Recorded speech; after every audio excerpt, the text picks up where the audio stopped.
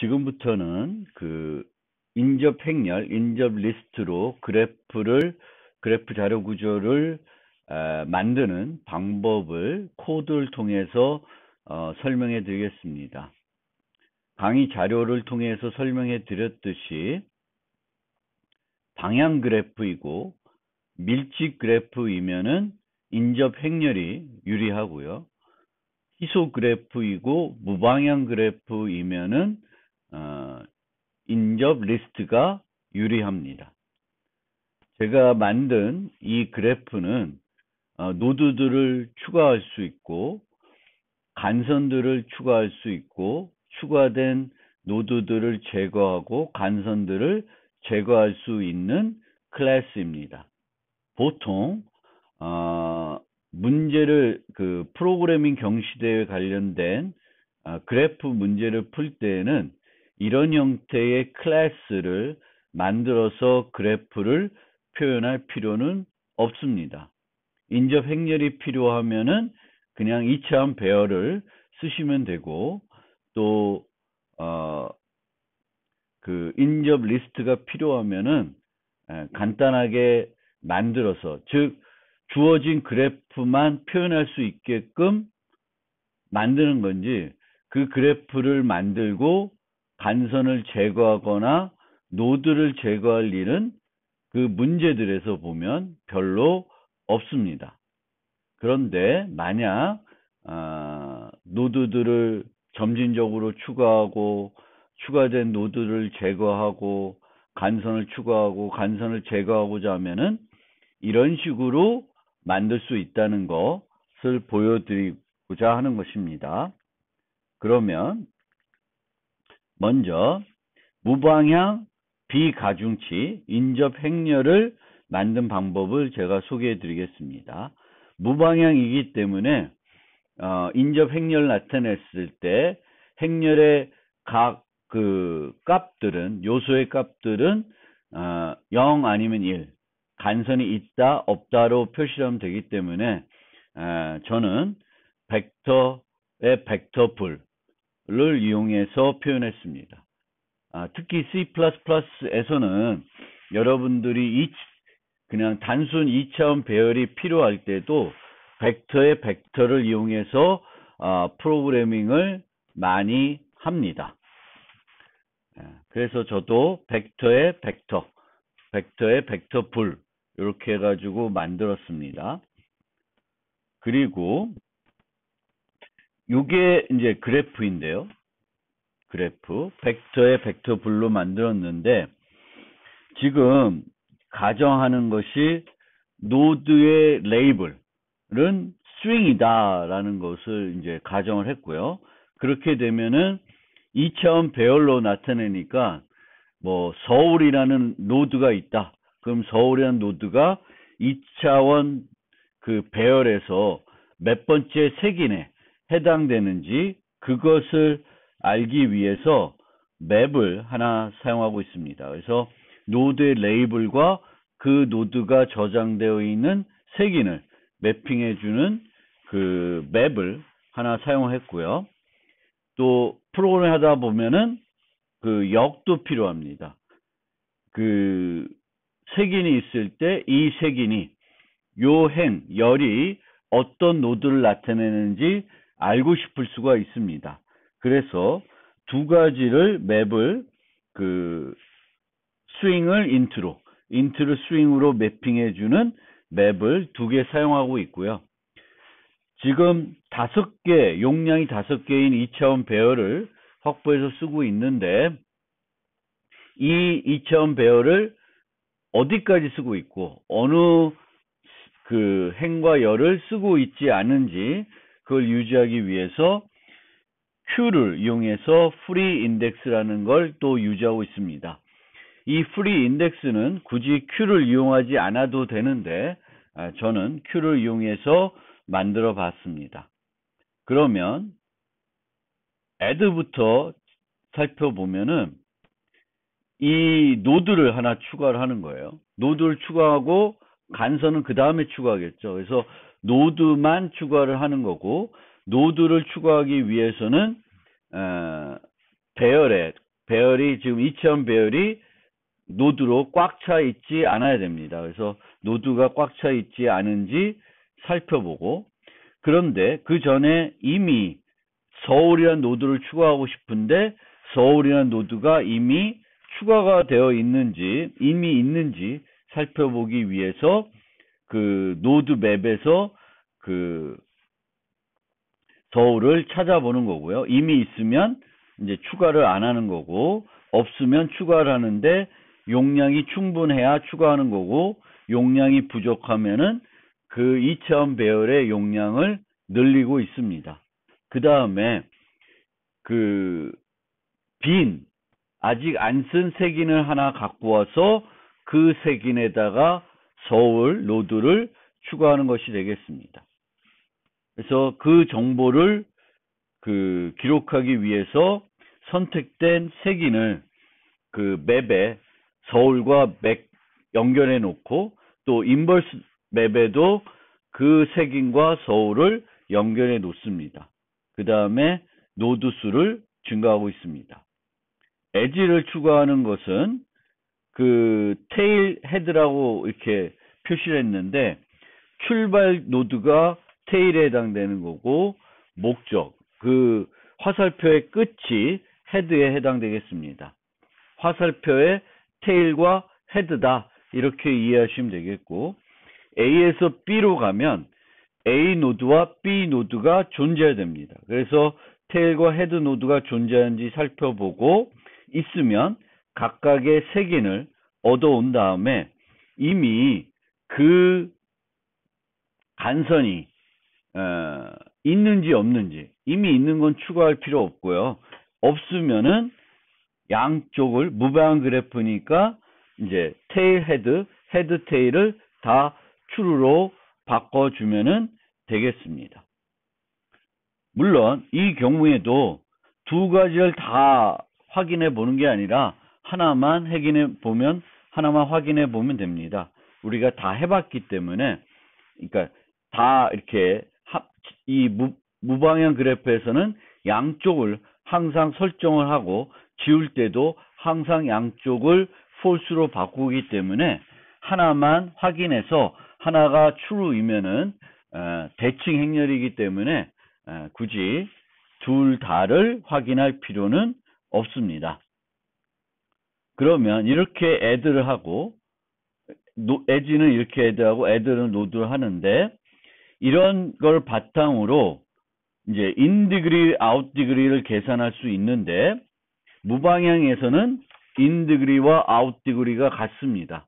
나가는 간선과 들어오는 간선의 수가 같아요. 그래서 그 행이나 열의 true인 값들을 계산하면 되는데, 벡터로 표현했기 때문에 행에 있는 true의 개수는 count라고 하는 함수를 이용해서 쉽게 계산할 수 있는데, 열인 경우에는 이제 for loop를 이용해서 이런 식으로 계산하고 있습니다. 그 다음에 remove 노드는 이제 각각 인버스 노드와 그 노드에서 해당 노드를 지워줘야 되겠고, 그 열과 행 값들을 모두 false로 바꿔줘야 됩니다.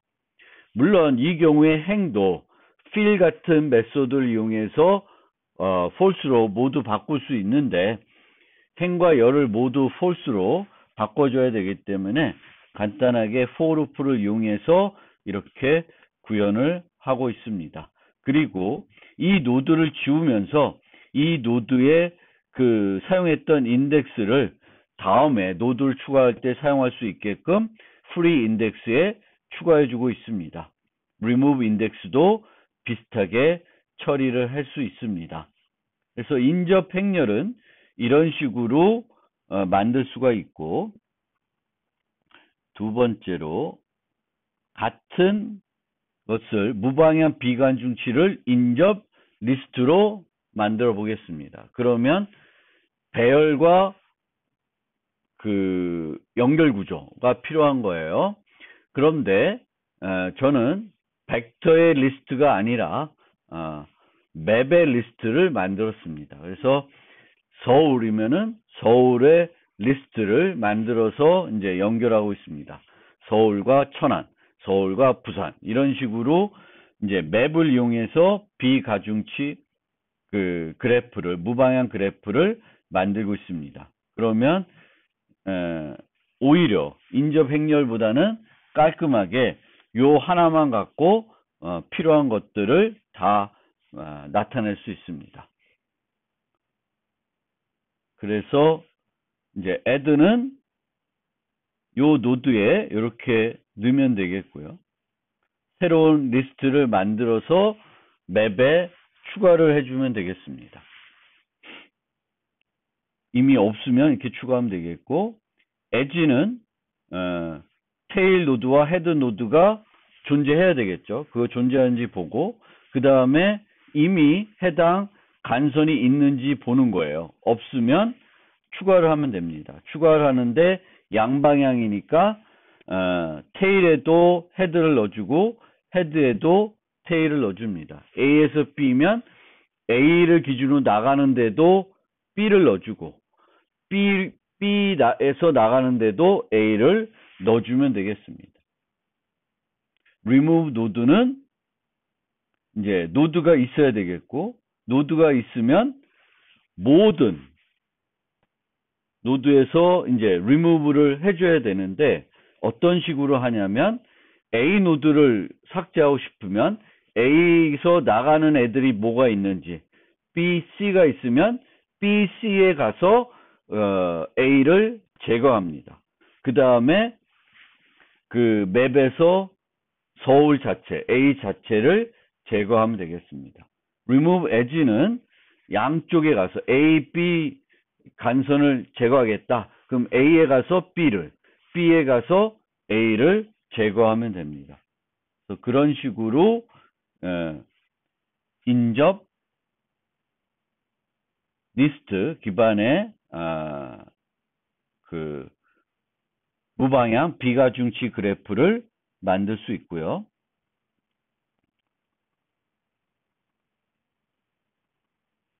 이번에는 방향 그래프예요. 아까는 무방향이었는데 지금은 방향입니다. 그리고 비가중치예요. 그러면 이제는 불을 쓸 수가 있죠. 계속. 그런데 이 2차원 배열이 대칭 행렬이 아닌 거예요. A에서 B로 간다고 해서 자동적으로 B에서 A로 올 수 있는 건 아닙니다. 그러면은 이제는 그 in degree와 out degree가 같지 않을 거고요. 그리고 add edge를 할 때 한쪽만 true로, 양쪽 true로 하는 게 아니라 한쪽만 true로 해주면 되겠고, remove edge 할 때도 한쪽만 false로 바꿔주면 됩니다.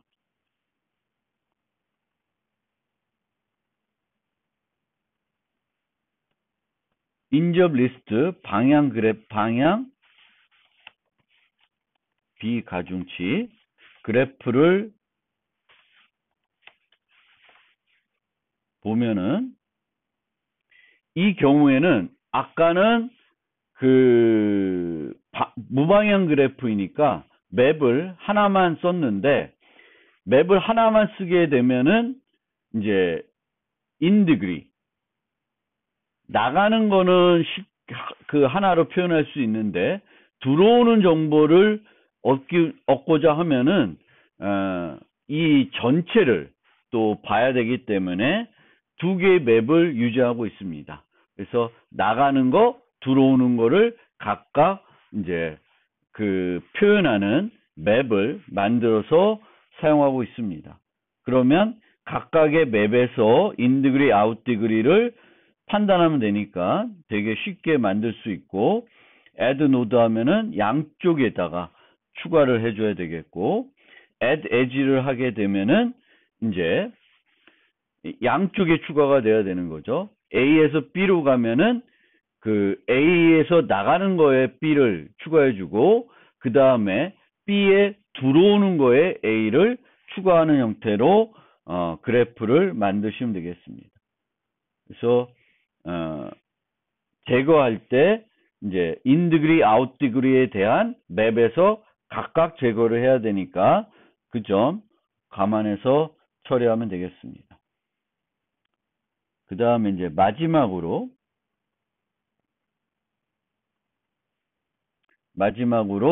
방향 가중치 그래프입니다. 방향 가중치 그래프이면은 더 이상 불값을 쓸 수 없어요. 그래서 가중치가 정수다. 그럼 이제 int를 쓰게 되는데 이 경우에는 그 간선이 없다라는 것을 어떻게 표현할 것인가? 이제 거기에 이제 첫 번째 고민이 있어야 됩니다. 이 예제에서는 INF라는 값을 하나 정의해서 매우 큰 값이에요. 가중치는 절대 이 값이 될 수 없다라는 가정이 있는 거고요. 또 여러 가지 이 맵에서 이 그래프에서 연산들을 수행할 때 가중치들을 막 더해서 최단거리나 최장거리들을 구할 수 있을 텐데 그것들을 막 더하더라도 이 값을 초과하지는 않게끔 뭔가 그런 여러 가지 연산들을 적용할 때도 고려해서 이 값을 결정해야 됩니다. 마이너스 1을 만약 이제 음수가 될 수는 없다. 가중치가. 그러면 이제 마이너스 1을 이용해 가지고도 나타낼 수 있고요. 음수 가중치도 있는 경우에는 마이너스 1을 쓸 수 없고 이런 INF 값 같은 것을 정해서 쓸 수 있습니다. 뭐 인테저 맥스 값을 이용해도 되겠고 여러 가지 고민해서 결정을 하면 되는데 저는 요 값을 이용했다라는 거고요. 나머지는 이제 처리하는 게 INF가 아닌 것들을 더하면 되겠습니다. 그리고 여기서도 한 가지 여러분들이 생각해야 될 지점은 AA예요. 그러니까 AA는 INF로 놓을지 0으로 표시할지는 또 응용에 따라서 달라질 수 있습니다. A에서 A로는 당연히 그냥 어떤 비용이 들지 않고 이동할 수 있다라고 가정하게 되면은 A에서 A는 0으로 설정을 해줘야 됩니다.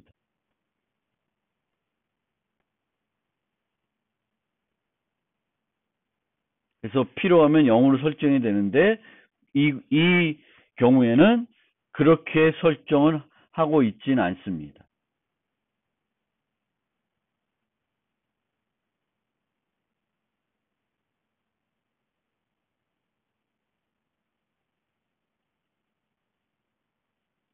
여기에 보시면은 처음에 모두 INF로 행렬에 있는 모든 값들을 INF로 만들어 가지고 이제 설정하고 있어요.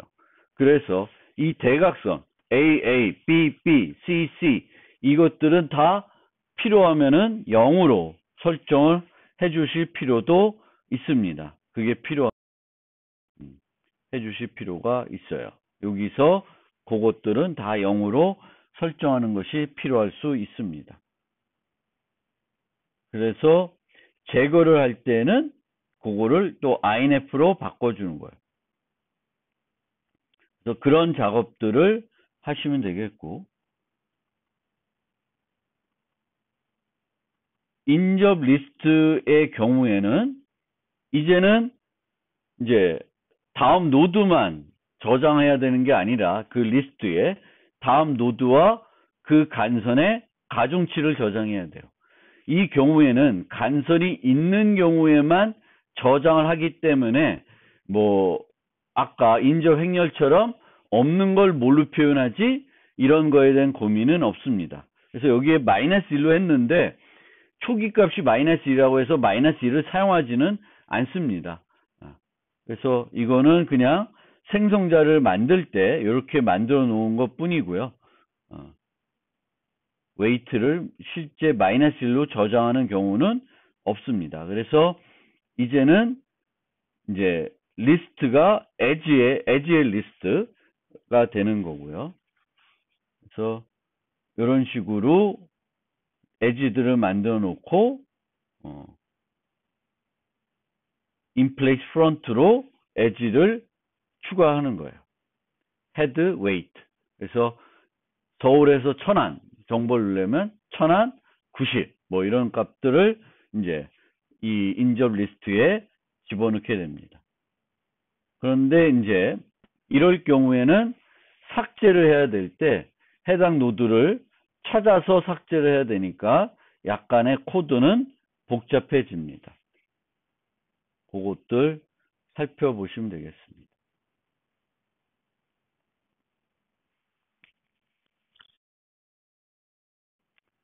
예, 이렇게 만든 것에 BFS와 DFS를 적용해 보지는 않고요. 조금 다르게 이제 보여드리겠습니다. 그래서 테스트부터 보면은 이런 식으로 내가 처리해야 될 그래프를 2차원 배열로 나타내는 거예요. 벡터 불로 이런 식으로 나타내게 되겠고, 요 대각선을 true로 할지 false로 할지는 이제 그 상황에 맞게 하시면 되겠습니다. 그래서 이런 식으로 그래프들을 만드는 거예요. 아니면 이제 그 인접 리스트로 만들겠다. 그럼 이런 식으로 0번은 1, 2번 노드, 1번은 0, 4번 노드, 이런 식으로 이제 방향 그래프인지 뭐 이렇게 나타내는 거고, 이것들은 지금은 이제 무방향 그래프예요. 가중치가 없는 그런 그래프를 이런 식으로 표현을 해가지고 거기에 대한 이제 그 BFS, DFS를 좀 살펴보겠습니다. 그러면 BFS, 인접 행렬을 이용하는 BFS를 살펴보면 이제 visited 배열이 필요해요. 그래서 한번 방문한 노드는 그 탐색을 하면서 다시 처리하지 않기 위해서 visited 배열이 필요하고 Q를 이용해서 BFS를 만들게 됩니다. 그래서 Q에 그 노드, 출발 노드를 넣고 이제 그 출발 노드부터 탐색을 해가지고 어떤 노드들을 만나는지 이제 탐색을 할 수 있습니다. 그래서 이 레테는 탐색한 순서, 0부터 출발했을 때 탐색한 순서를 이제 기록하게 되는데, 뭘 보시면 좋냐면은 이제 노드를 이제 처리해야 돼요. 그러면 이 노드의 이웃 노드들을 큐에 넣어야 되는 겁니다. 근데 이웃 노드들 넣기 위해서 뭘 하냐면은 for loop로 그 행을 쭉 훑어보게 됩니다. false인지 true인지. 그리고 true이면은 얘를 이미 방문했는지 안 했는지를 살펴보게 돼요. 그래서 이제 얘도 처리해야 되는, 아직 방문하지 않은 노드면 방문했다고 true로 표시해 놓고 queue에 집어넣게 됩니다. 요것과 AL, 인접 리스트를 이용하는 걸 보시면은 코드는 똑같은데 요 부분이 달라져요. 요 부분에서는 인접 리스트에 있는 노드의 수만큼만 가능하게 되겠죠.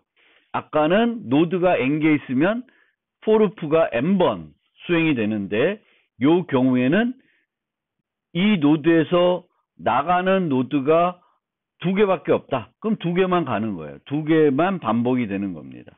그래서 이런 그래프 연산을 할 때는 이제 인접 행렬을 쓰면은 무조건 n제곱번의 반복이 이루어지는데, 이제 이 인접 리스트를 이용하게 되면은 n제곱이 일어나는 게 아니라 m, 간선에 비례한 반복이 이루어지게 됩니다.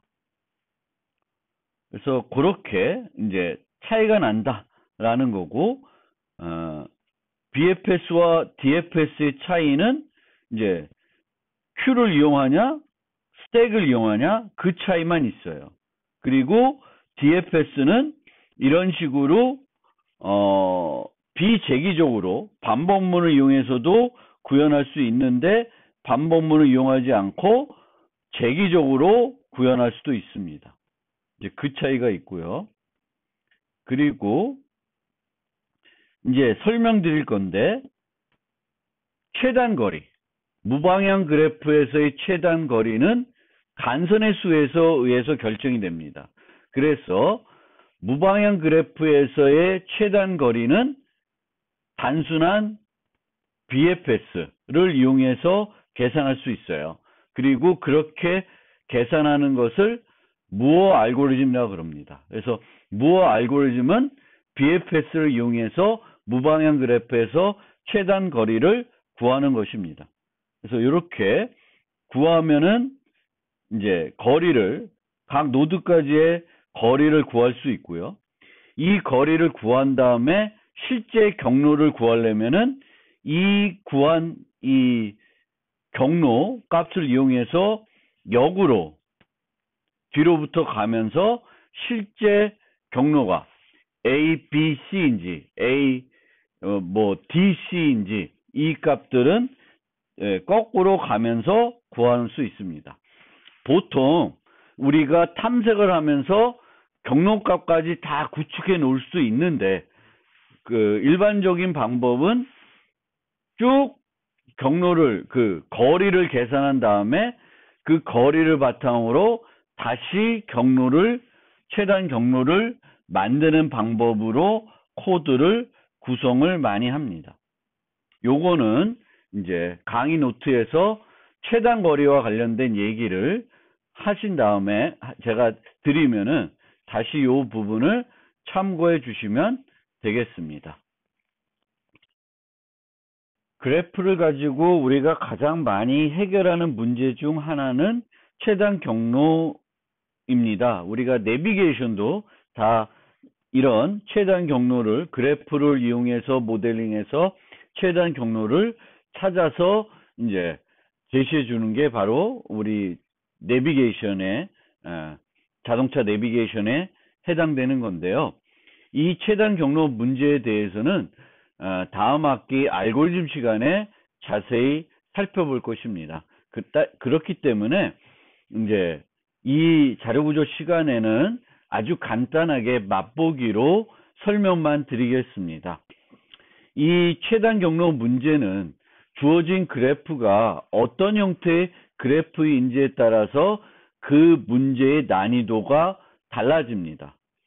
그래서 그 비가중치 그래프가 가장 단순합니다. 비가중치 그래프에서의 최단 경로는 간선의 수에 의해서 결정이 됩니다. 가중치 그래프인 경우에도 모든 간선의 가중치가 같다고 하면은 그거는 비가중치 그래프와 차이가 없습니다. 그래서 그런 곳에서는 최단 경로가 이제 간선의 수에 의해서 좌우가 되고 이 경우에는 되게 쉽게 그 최단 경로를 효과적으로 구할 수 있습니다. 그 다음에 가중치 그래프인데요. 가중치가 모두 양수인 경우예요. 음수가 없는 거예요. 이럴 경우에는 간선의 수가 길다 하더라도 더 경로의 길이는 짧을 수 있습니다. 이런 가중치에서는 간선의 수가 아니라 그 간선의 수에 있는 가중치의 합이 경로의 길이를 나타내게 됩니다. 이런 경우에는 다엑스트라라고 하는 알고리즘으로 해결할 수 있습니다. 이 알고리즘은 BFS를 조금 변형시킨 알고리즘입니다. 그래서 이 알고리즘까지도 대단히 나름 쉽게 효과적으로 해결할 수 있습니다. 그 다음 어려운 것은 가중치 그래프인데 음수가 존재하는 경우예요. 그러면은 더 어려워집니다. 찾기가 더 어려워지고요. 이럴 경우에도 음의 주기가 없으면은 효과적으로 찾을 수는 있습니다. 그런데 음의 주기가 존재하면은 그 문제 자체는 풀기 어려운 문제가 되겠습니다. 그러면 각각에 대해서 좀 설명을 간단하게 해드리면은 첫 번째로 모든 간선인의 가중치가 같은 비가중치 그래프는 BFS를 이용하면 돼요. BFS를 이용하면 됩니다. 그래서 여기서부터 B까지는 하나, C는 2, 1 이거를 계산하면 돼요. 그래서 여기서 출발 노드에서 BFS를 시작하게 되면은 이런 정보를 쉽게 얻을 수가 있습니다. 그래서 이 정보를 얻은 다음에 거꾸로 되돌아가서 이 경로 정보까지 구할 수가 있습니다. 그래서 보통은 우리가 경로를 구한 다음에, 그러니까 경로의 길이, 그러니까 이 알고리즘은 출발 노드가 주어지면 다른 모든 노드까지의 거리를, 최단 거리를 계산해 줍니다. 이 레벨 단위로 접근하기 때문에 얘가 두 번째 접근했으면 얘의 최단 거리는 2가 됩니다. 그래서 이 BFS를 이용하게 되면은 출발 노드부터 다른 모든 노드까지의 최단 거리를 구할 수가 있고, 이런 식으로 구하게 되면은 얘를 이용해서 이제 실제 필요한 A에서 D까지는 이렇게도 될 거고, 이게 유일하네요. 여기서는 둘은. 그렇죠? 나머지는 3이니까 A, B, D라는 것을 우리는 계산해 낼 수 있습니다. 요걸 이용해서. 요걸 이용하지 않고 요거를 계산하면서 이제 어떤 노드로부터 C로 갔는지 여기에다가 기록해 놓는 거예요. B, D는 B, A 이렇게 기록해 놓고 이 정보를 이용해 가지고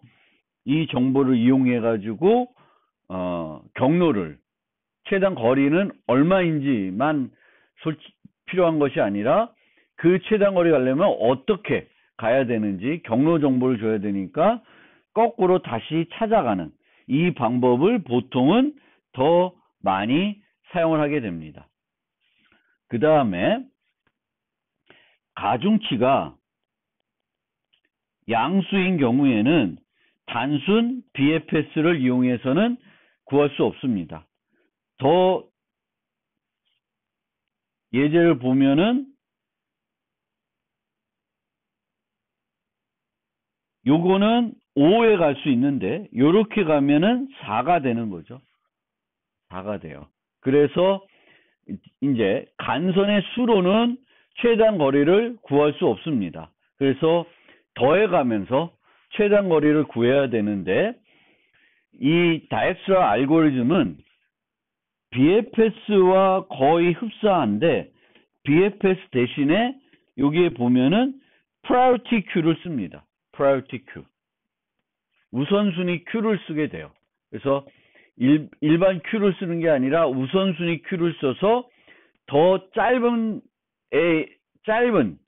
지금까지 구한 최단 거리에 있는 노드부터 다시 탐색을 하는 거예요. 그래서 최단 거리를 구하게 됩니다. 양수이기 때문에 그 전진하면 할수록 거리는 늘어날 수밖에 없습니다.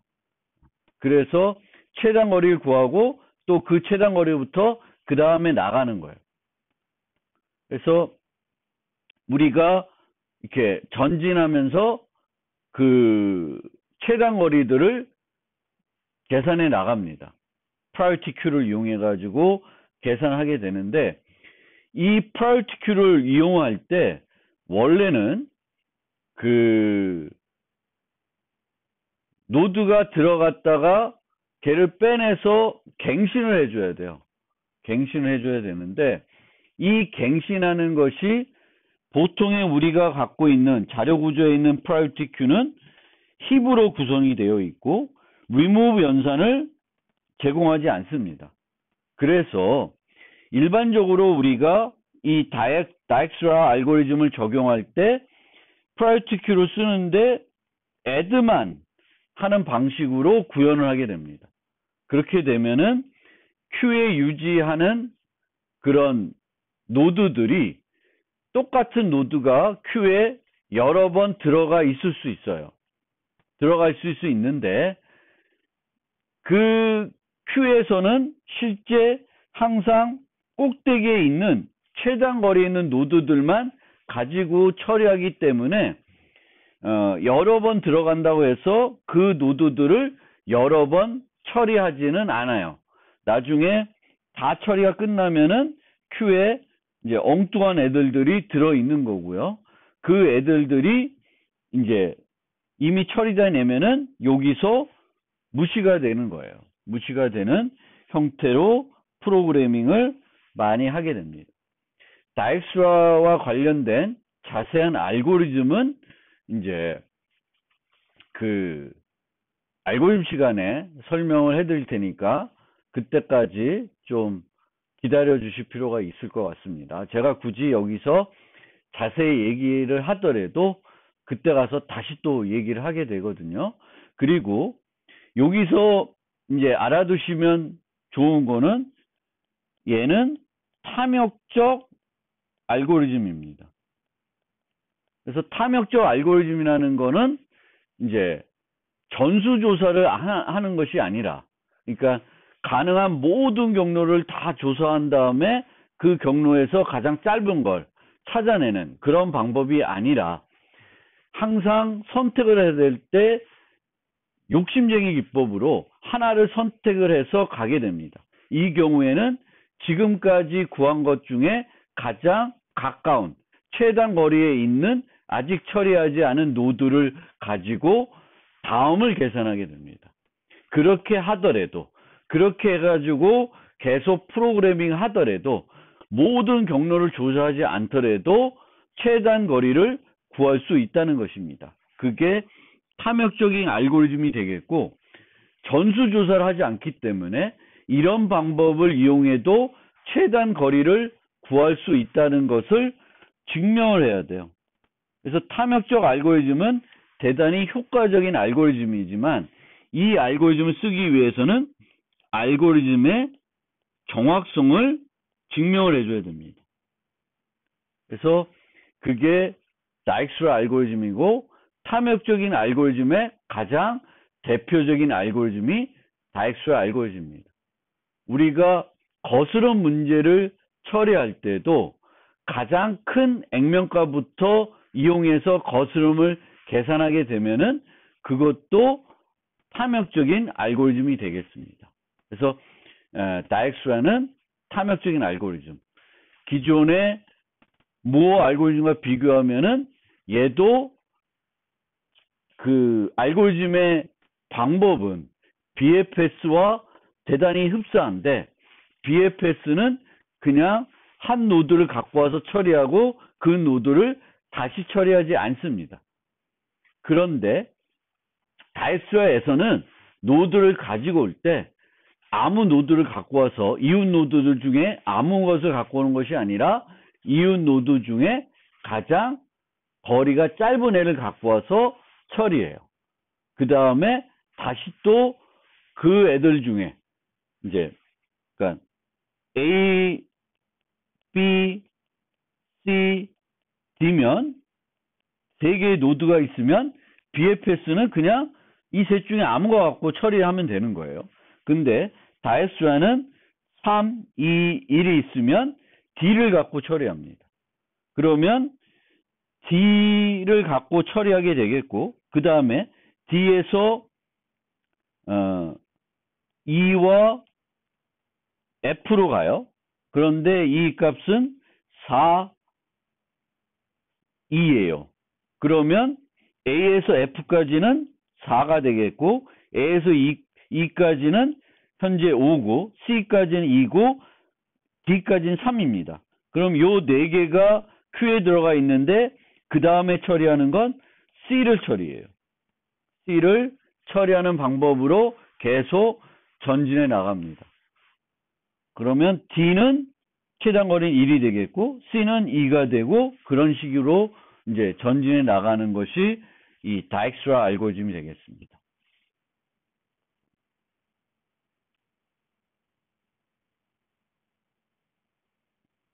마찬가지로 보시면 되겠고요. 그 다음에 그 가중치 그래프인데 음수가 있는 경우에요. 음수가 있는 경우에는 음의 주기가 없으면 효과적으로 계산할 수 있습니다. 음의 주기라는 건 주기가 있는데 이 경로에 이 주기의 합이 음수인 경우에요. 그러면 이렇게 가서 다시 이렇게 가면 계속 갈수록 경로의 길이는 짧아져요.